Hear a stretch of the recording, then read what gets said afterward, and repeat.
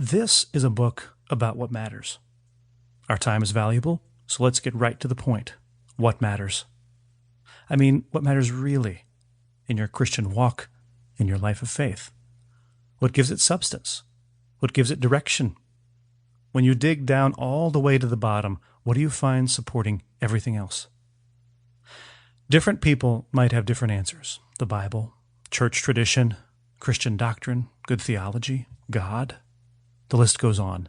There are lots of options, lots of things that matter. But is there something that really matters? One thing that matters most? I think there is. And I think that even if we didn't have our scriptures and our doctrines and our traditions, we would still have it. We would still have the one thing that matters most. Jesus. If we didn't have anything else but Jesus, we'd still have a firm, unshakable foundation. Even if we had lost the Bible, the story of Jesus would have lived on. Even if we had no traditions, the teachings of Jesus would still inspire us and shape our spiritual lives in beautiful ways. Even without our creeds and doctrines and statements of faith, Jesus would still be everything he claimed to be. Everything else, everything about our faith depends on Jesus. So if we get one thing right, it had better be Jesus. And I don't think we've got him quite right. By that I mean that most Christians don't seem to know Jesus very well. I know that sounds incongruous, like a complete contradiction in terms, and maybe I've offended you, but hear me out. I've been in one kind of ministry or another for over a decade. Not a long time, but long enough to see a few things.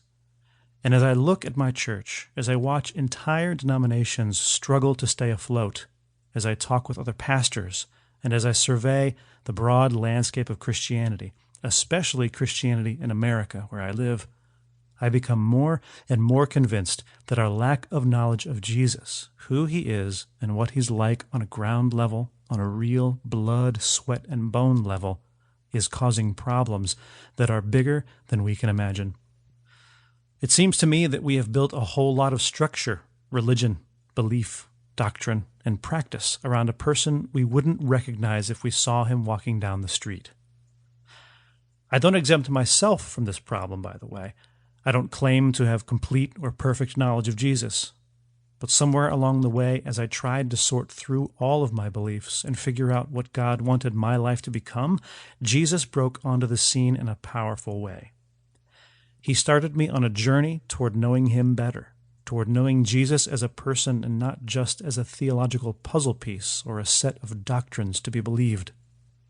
Don't get me wrong, I haven't abandoned theology, but in searching for and finding Jesus as a real flesh and blood person, I have found that my faith has become something more than just a system of belief.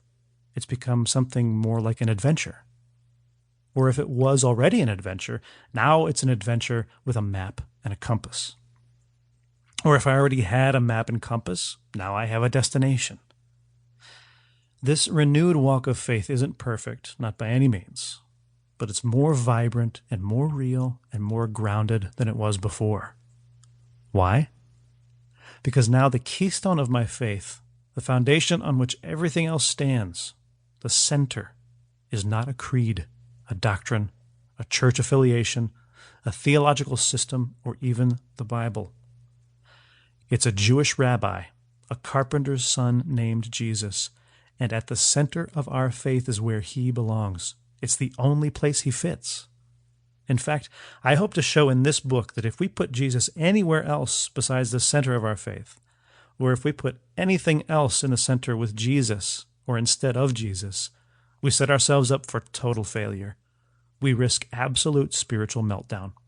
We buy ourselves a broken and empty theology for a broken and empty church.